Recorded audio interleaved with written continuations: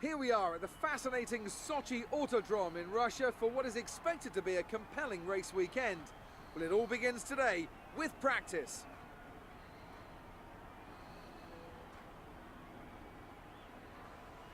An opportunity here then for the drivers to learn the track and learn the car, and of course work out all the little kinks that show up when the teams put these cars together at the circuit. Anthony Davidson, this is all very familiar to you, of course, so why don't you give us an idea as to what the drivers will be getting up to in these sessions?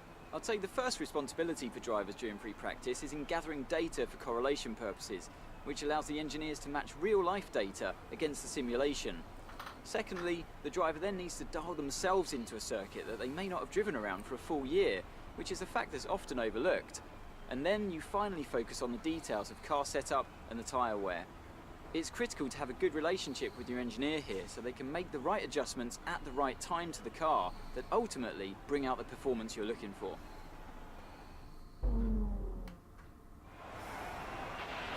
We're going to be logging some extra data during this session. Nothing you need to worry about, but as we have some new parts, we'll just confirm they're performing to spec.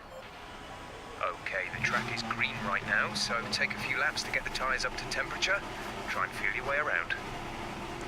Hey, I'm Decathlon Gamer, and this is The Road to the Record, where I work to achieve mastery of 10 games and a hunt for the best score of the Decathlon. If you like what you see, remember to hit that like button. If you want to see more, hit subscribe. Let the games begin. This is F1 2018, and it's week 46 of the Gaming Decathlon competition. This week we head to Russia. Our hard work could be undone if we're not careful, so let's figure out how to mitigate this. Drivers, take a look at the developments we have and let us know what you want to invest in protecting. Alright everyone, let's get on top of this.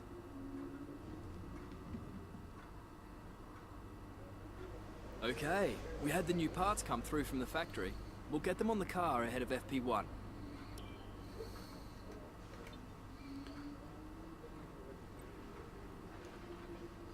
Alright, so 2 new parts coming in, weight redistribution and weight reduction. So we continue to improve the chassis.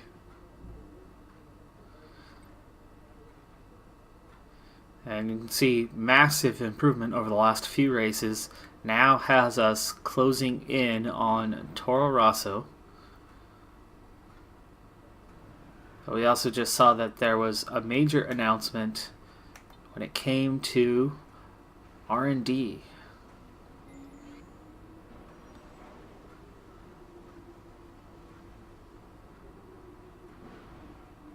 So regulation changes will come into force at the start of next season, making existing upgrades obsolete in their current state.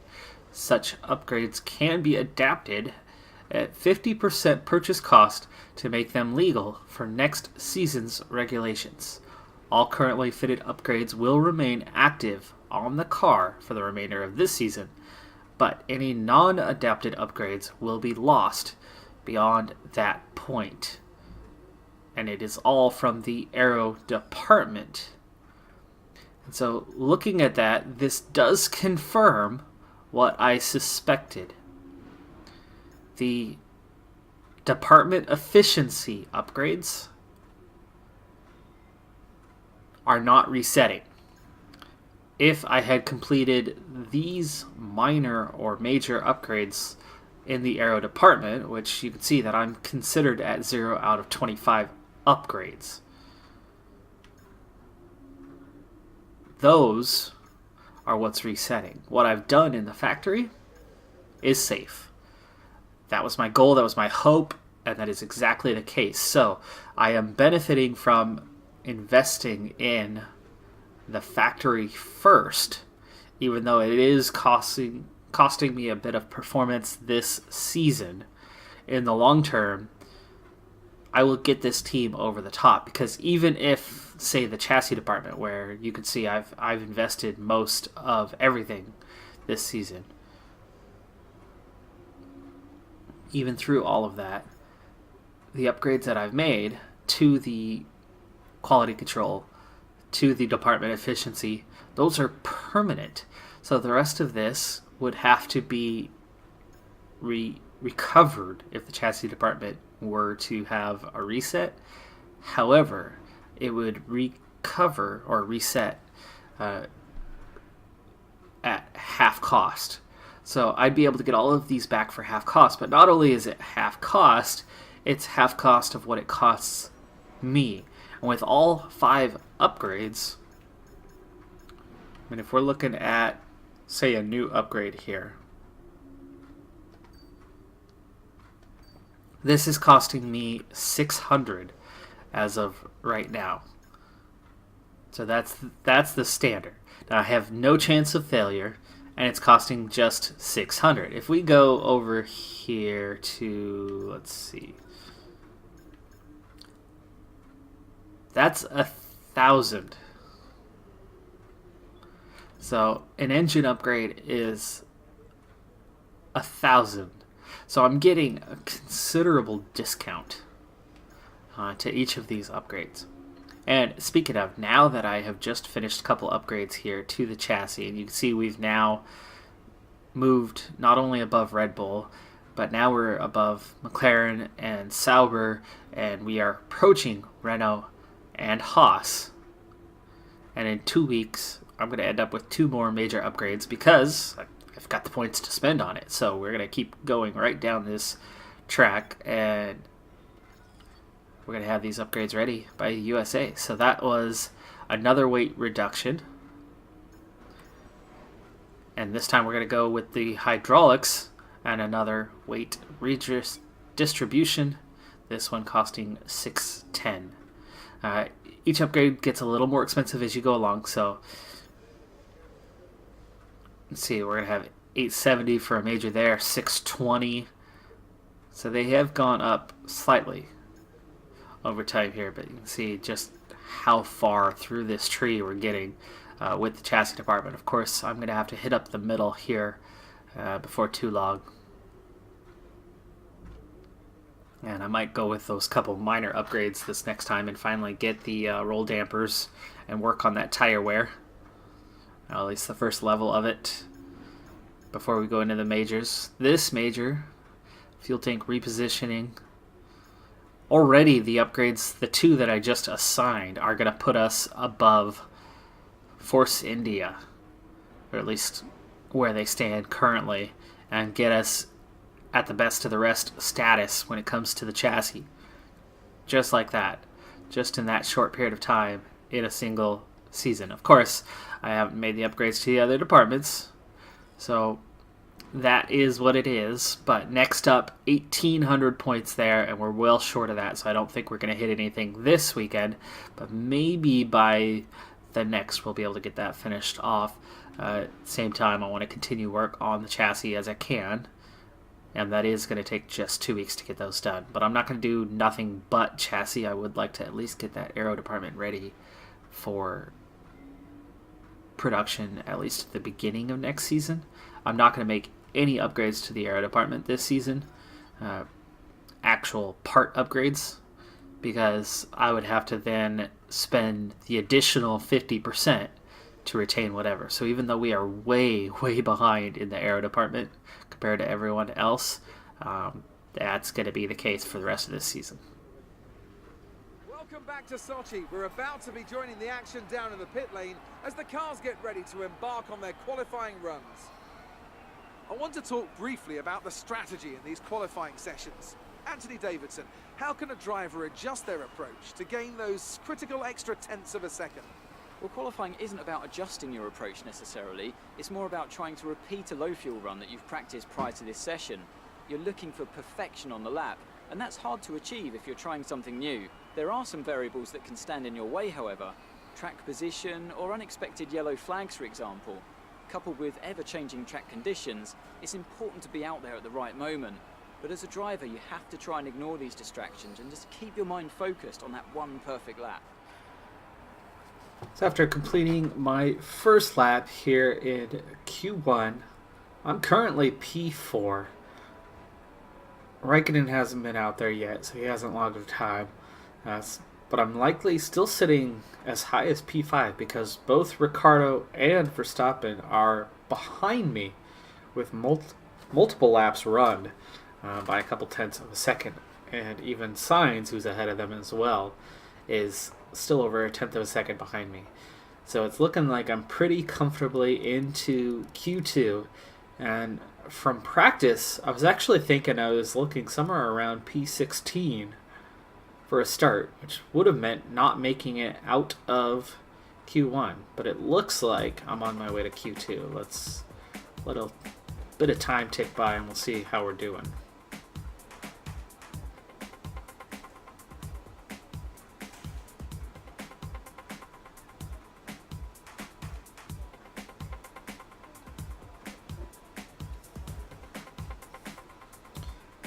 Sure enough, with 8 minutes to go, Magnussen the only one not to log a time. I'm still inside the top 10 at this point. And now everybody's on the board. Sirotkin's running P17. And yes, there you go, P5. So Vettel, Bottas, Raikkonen, and Hamilton are fastest so far. Hamilton, fourth fastest on Ultrasofts.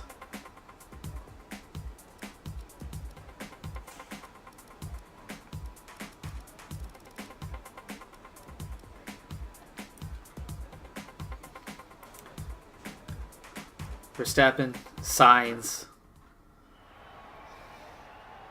Grosjean go faster. But on just one lap run, I managed to go P8. Sirotkin eliminated in P17. I've also met team objective. That'll pick up 500 points for qualifying 16th or better.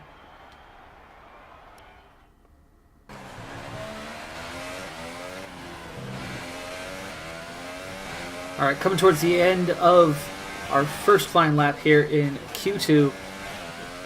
Made a couple minor mistakes, but I don't know if it's the kind of stuff that could either gain or lose time until I have comparison.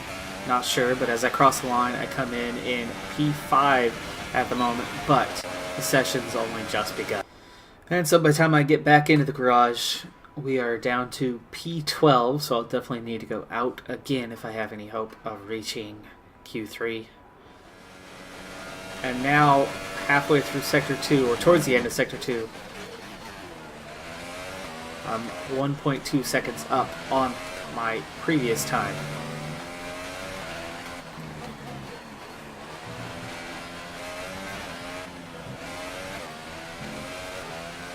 Even with a little nudge on the wall on an area that I've learned to not go flat out, but here in qualifying, take that chance, go flat out.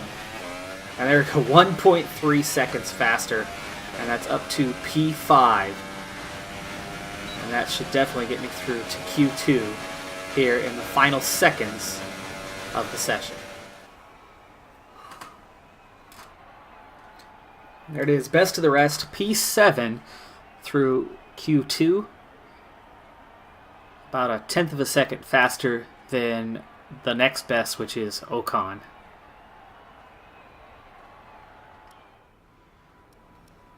So after my first run here in Q3, I used a partially used set of Hypersoft tires.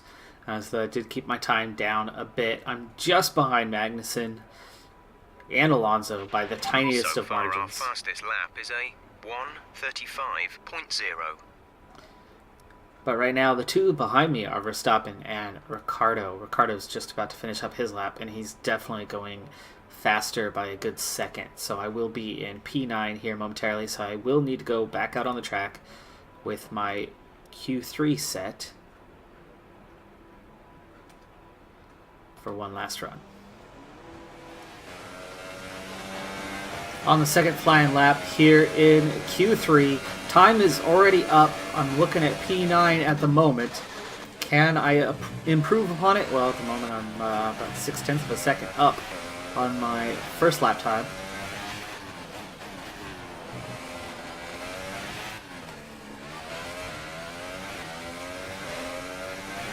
Nearly 0.9 of a second up now, with just a couple corners to go.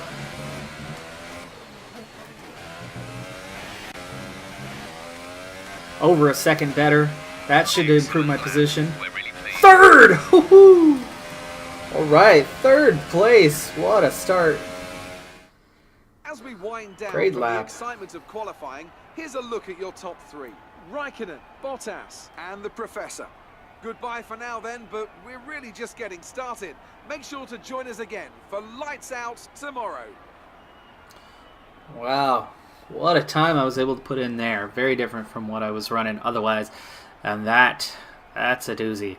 That's going to be a pretty competitive time. However, it's Raikkonen and Bottas, the two Finns, at the top, with Vettel starting beside me, Ricciardo behind me, and Hamilton beside him is going to make for one crazy start, and I'll probably be shuffling backwards. Don't expect a top 3 finish in this one.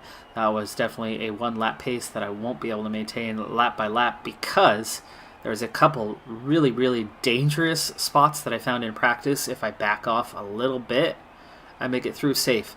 I'm going to have to back off in the race, which means I'm not going to have the kind of pace that I have here. Which means I'm looking at least a half a second per lap slower than what I'm doing now. Maybe that's good enough for 7th. We'll see. Verstappen, surprisingly, starting all the way down in 10th. Only had one flying lap in Q3. Not sure why he never went out for another.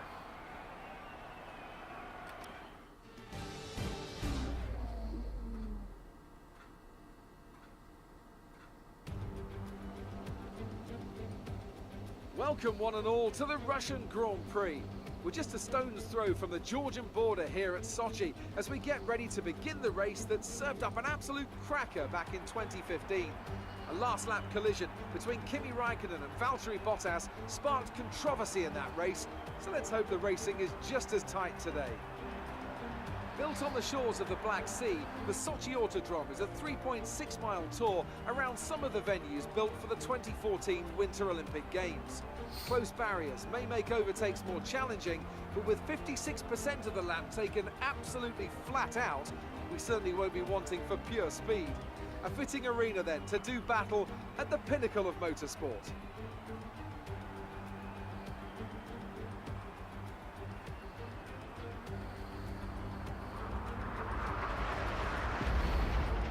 With that then, let's run through the grid order. Kimi Raikkonen's perfect lap yesterday sees him start from pole position, and Valtteri Bottas will line up alongside. Looking down the rest of the grid, we have the Professor, Vettel, Lewis Hamilton and Ocon, Alonso, Magnussen, Verstappen and Nico Hülkenberg, Grosjean, Perez, Marcus Ericsson and Sainz, Leclerc, Sirotkin, Pierre Gasly and Stoffel van Dorn.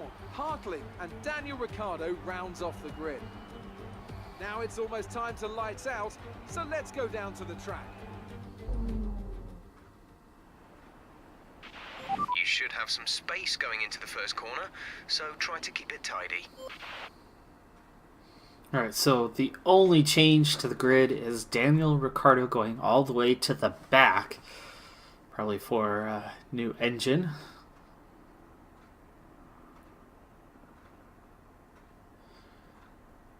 And it looks like we're only going to get 4 laps out of these Ultrasofts and then have to go all the way to the end on the Ultras. Now, what happens if we try to go 5? Oh, it looks like it's actually faster if we try to go 5 laps. So let's do that. We're going to go 5 laps here on the Hypers.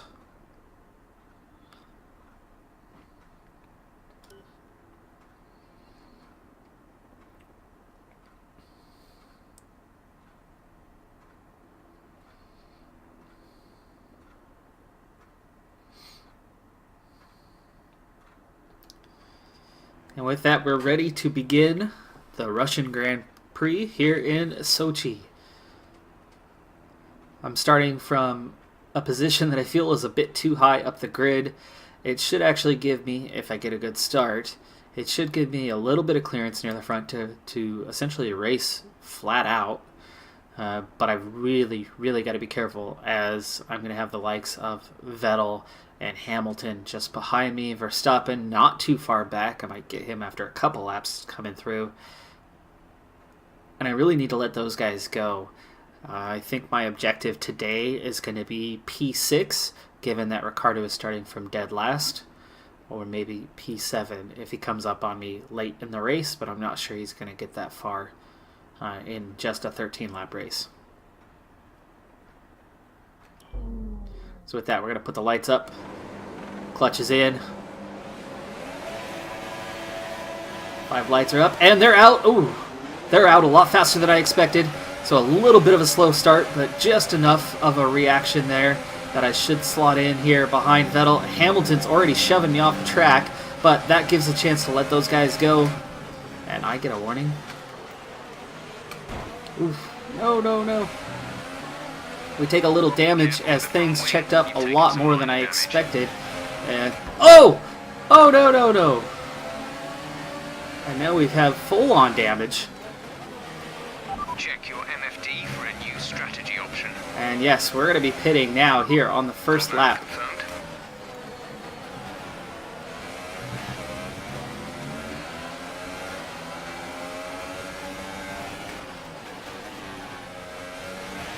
Because I'm already getting a bit of understeer.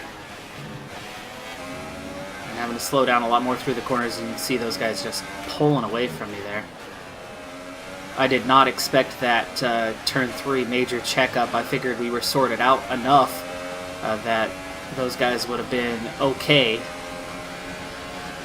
and wouldn't have checked the brakes so hard.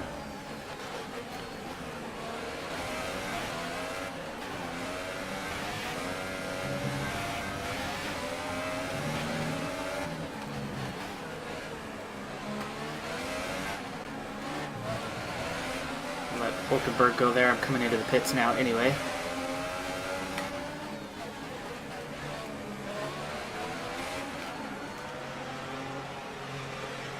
Corner cutting? Where? I didn't cut any corners. I pick up a penalty for corner cutting when I was on the track the entire time. Wow, okay. Well, now we're going to have to work our way from the back. I got a new wing. I got a 5-second penalty without ever cutting a corner. It seems like they gave it to me as I entered the pits. Up to speed now. Let's get some heat into those tires. Alright, so we're going to be working our way from the back of the grid now. I've got to try to go the distance and work my way back through the field. Hopefully, as cars pit, I will inherit some positions. Again, I did start from 3rd place, so I had a little bit of a gap to the back, which is lost with the pit stop for sure. But I've got lots of open air to run in here now, and hopefully I can get back into this thing at least a little bit and maybe fight for a top, I don't know, 13th, 14th place. If I'm real lucky, if I have a real good race, maybe I can squeeze into the top 10. Not sure where I pick up a corner cutting penalty though, as I did not cut any corners whatsoever.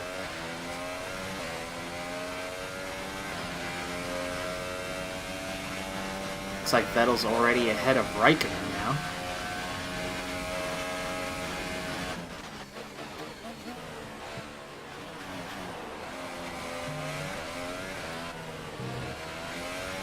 Verstappen is in the pits.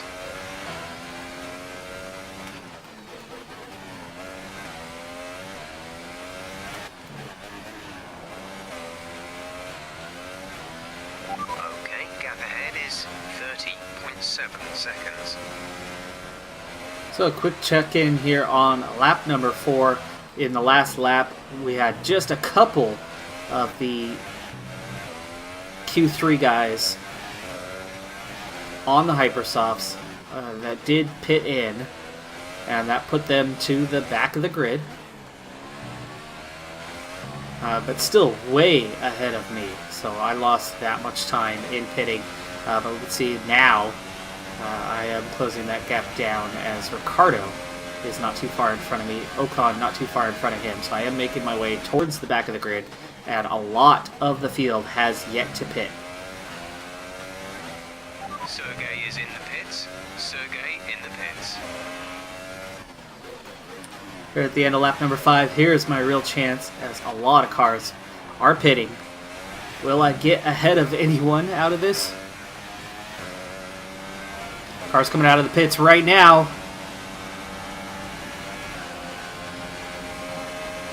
And I'm up to P19.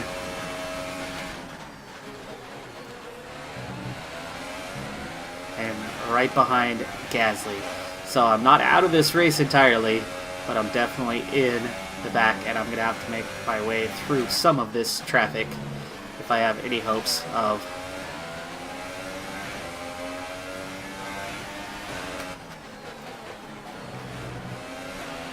and there's a move to the inside. Has come in to put on the ultra soft tyre. That's the car behind, now on the ultra softs.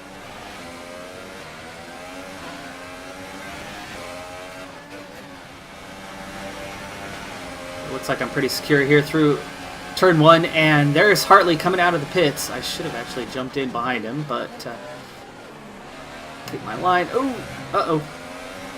Am I going to get a penalty for that? Or a warning? Good job, nice overtake.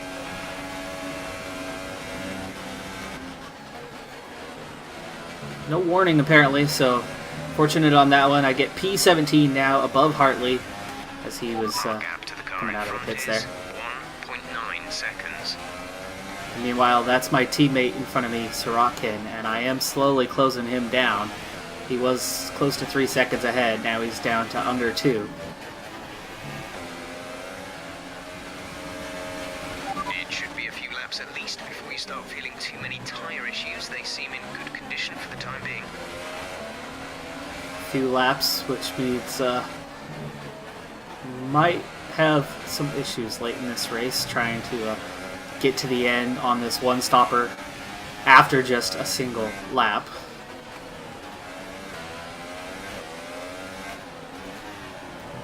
Ooh, I think I just whacked the bollard.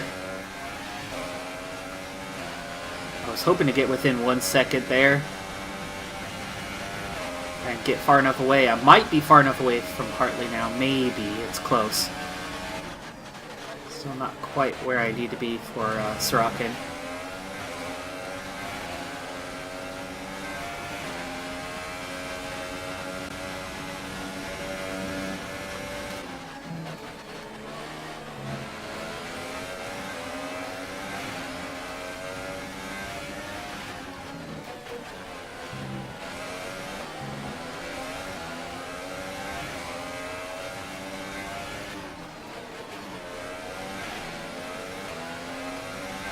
There's 5 laps of fuel remaining.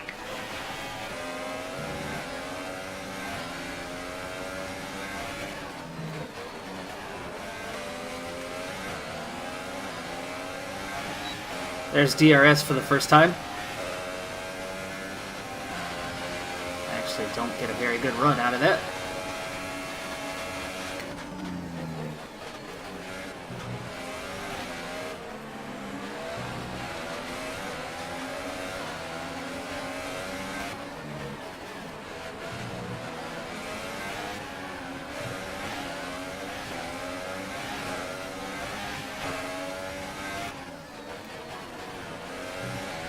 Okay, we're gonna make a run here.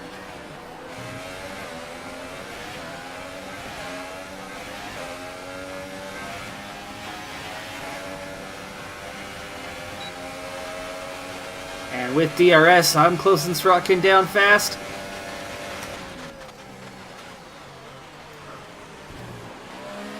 Whoa! And there goes my first flashback. That's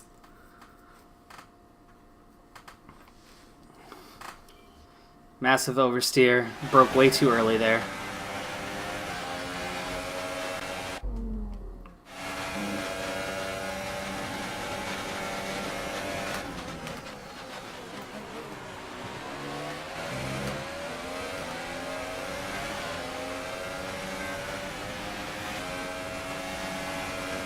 And there we go. Easily completing the pass there on my teammate. Caution, caution. And we've got caution.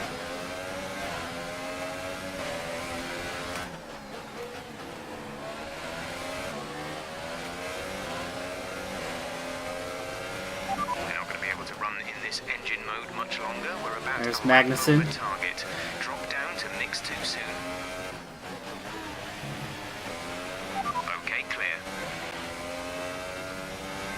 So Magnussen was running particularly slow there.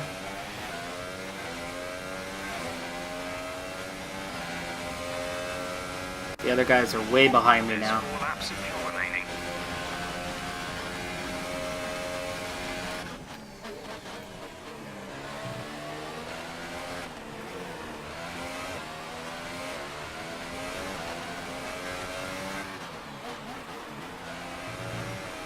Starting to feel the tires go away from me a little bit. So at this point, the P15 that I am in, unless something else happens to any cars in front, this might be about as high as I'm going to be able to get on this one. You're coming up to one of the Red Bulls. Ooh, it's Ricardo in front of me again, but he's 4.7 seconds ahead. So Ricardo has not made his way through the field very quickly at all. But my teammate, long gone. They're way back there, so I'm safe unless these tires really go off from me here in the final few laps. But this is that point where they said the tires could start to go off, and I'm feeling the grip start to slip away from me a little bit. Keep managing your tyres. Manage your tyres. Gap to teammate behind is 4.5 seconds.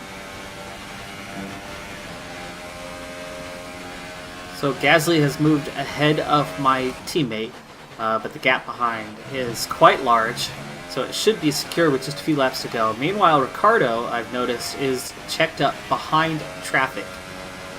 So there is a small chance that I can gain, but I think the gap is far too big. At this point, it's just a matter of managing my tires and getting to the end of this Grand Prix in one The gap piece. to the car behind is 1.8 seconds. See, there's a bit more wear and tear on the rear tires than there are on the front, but really it's not too bad considering that I've been on these since the end of lap 1. But meanwhile, Gasly is trying to make a run on me, so I do have the potential to defend, or the need to defend this position here in the final 2 laps. Gap to car in front is 4.4 seconds. Ooh, here goes the tires. The tires going off on me big time here in the last 2 laps.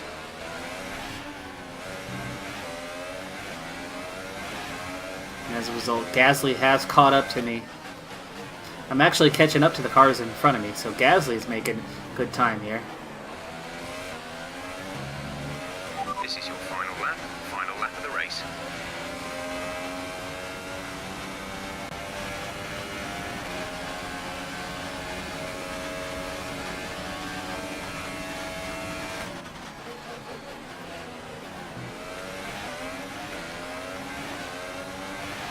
Less than a lap of fuel now. The tank is empty.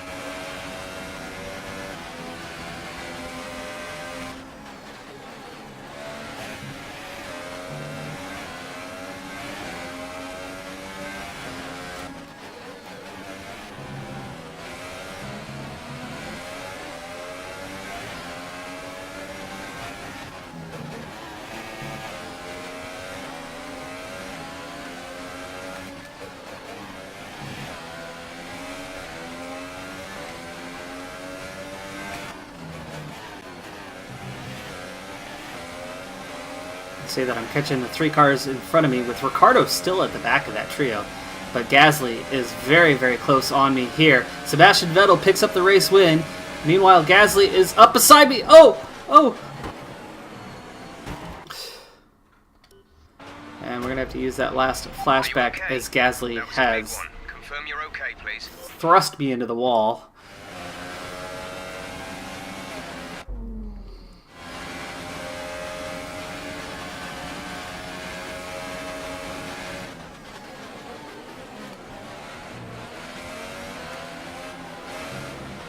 Time I forced Gasly to go the other way, and that gave me the inside line in order to defend.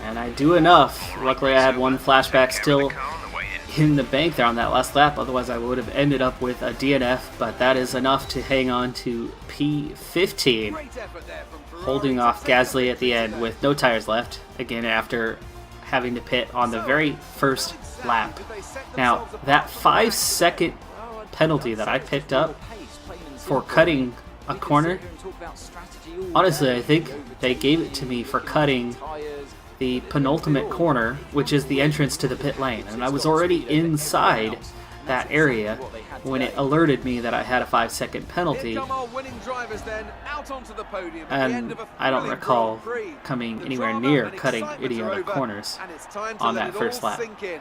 Congratulations to our top three So it looks today. like we got Vettel, Bottas, and Raikkonen are your top three in this one. I wouldn't be surprised if Hamilton remained in P4 unless Verstappen was able to get above him.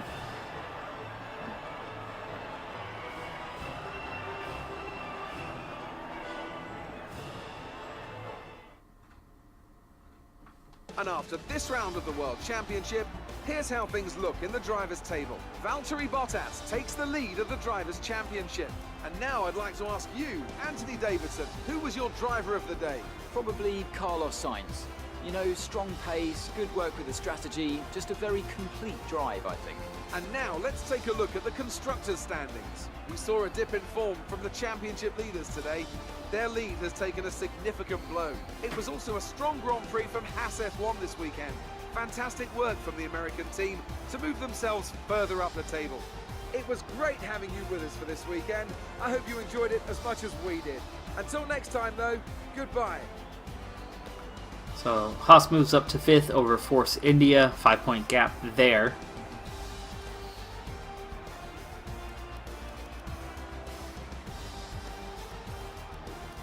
And still the only driver without any points this season is my teammate Sirotkin, but Bottas has overtaken Hamilton for the Drivers' Championship. So in the Drivers' Championship standings, Bottas is 5 points above Hamilton.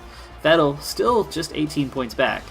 Raikkonen not that far back in 42, but it's starting to look like a 3-horse race here down the stretch. But it's Vettel, Bottas, and Raikkonen on top today. Hamilton comes in P4. Hulkenberg with a solid P5 with Sainz behind him. So good performance there by Renault, especially after starting 10th and 14th. But both of them qualified outside. They did not make Q3. Plays a factor. That definitely plays a role as they were both able to move up. Grosjean in 7th. Leclerc with a solid P8. And Ericsson in P10, so both Sauber cars picking up some points this weekend, and they closed the gap on my team a bit. Force India just missing out, but the Red Bulls, which were checked up by, looks like Ocon and Ericsson, were slowing things down. And that group of cars that I nearly caught at the end, you can see I was only 1.2 seconds down at the end, even with my tires falling off. When they had been well over 5 seconds ahead of me, so I closed the gap to them significantly. Gasly nearly gets me on the end, and if it wasn't for my 2 flashbacks, using my second right there at the end of the race, Gasly certainly would have not only had me, but would have forced the DNF as he put me into the wall. So, real fortunate there that in that last lap I still had 1 to spare. But Gasly came with a charge through the field. Hartley, Van Dorn, and then Sirotkin actually ends up dropping all the way to P19, so he did not have the pace there as he was that last car. He was P16 there for a while, but all three, that full trio, were able to get by him on the final laps, and you can see just how far down he ended up finishing compared to where I was. So Sirotkin, the last one that I finish, ends up 16 seconds behind. And then, of course, Magnussen, from the looks of this, the 2-stopper and his stop, either he had some pretty significant loss of downforce and maybe had a front wing change, or Magnussen had a flat tire there when we went by him and he ends up a lap down.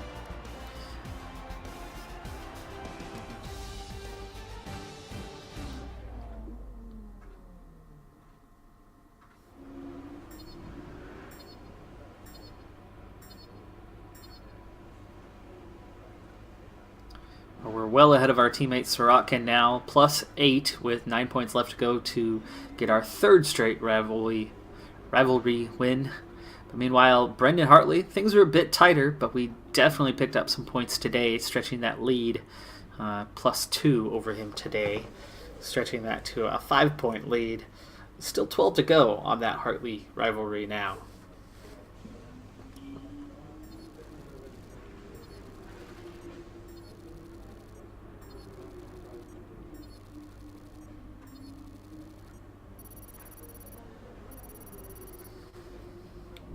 Pick up a 500-point bonus in this race for qualifying 16th or better, which of course I qualified 3rd, so a 15th place finish is quite disappointing after where I started.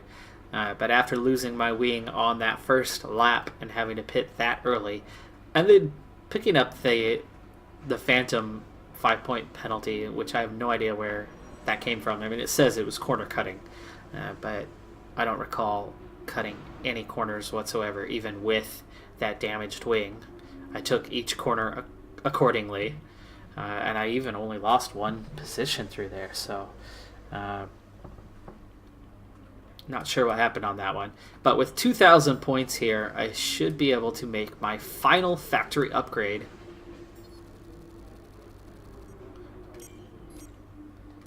My final factory upgrade in the aero department, and it looks like I have a contract negotiation. So we're going to go ahead and wrap this episode up here in a moment, but first off, we're going to take care of that contract negotiation and then upgrading that part.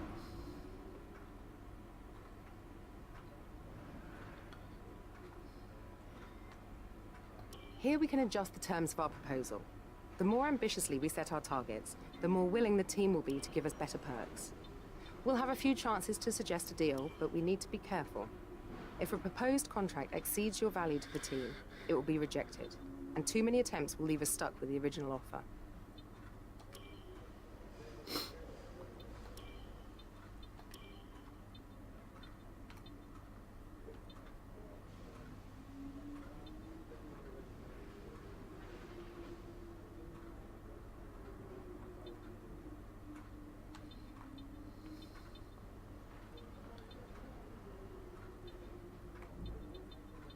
Alright, 2 level 3s, a level 1, and a level 2.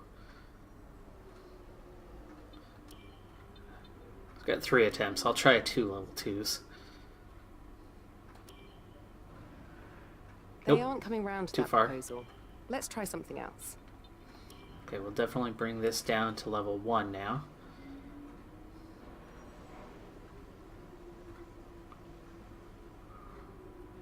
Let me bring this down to level 1. I think that might be enough. Oh, All by a right, lot, the terms have actually. been agreed. All that's left is to sign the paperwork. I only You'll be needed on to this bring new one of deal those for the down. next race weekend.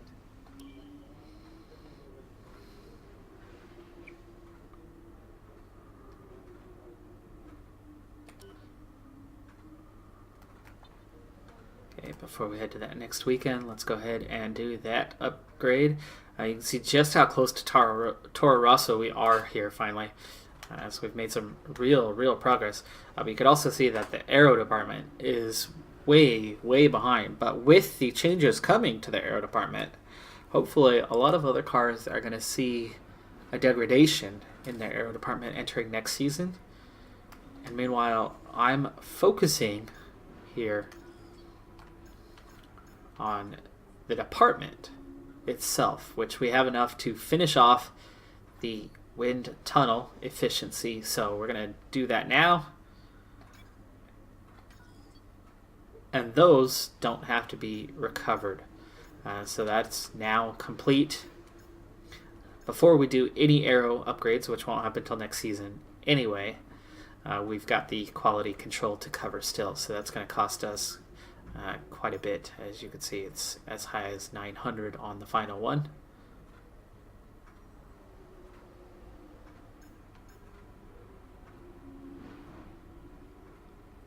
$3,500 points overall to get that department finished off. So that'll take a little while before we can actually get into the aero, but hopefully right at the beginning of next season, we'll be able to get started on aero upgrades. Chassis already making significant progress well into the midfield, so I don't need to do a ton of upgrades there the rest of this season. We'll be able to focus more on getting that aero department ready to go for the start of next season to get those improvements done right away. And then the powertrain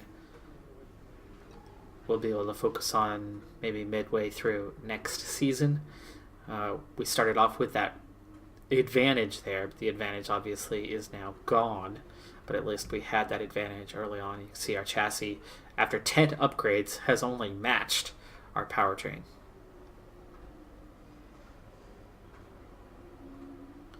Alright, so that's going to do it for this episode. I'm Decathlon Gamer, and remember, I'm aiming for the best of the best. So if you're ready to join me on my journey, hit subscribe, and tune in next time on my road to the record. Bye for now.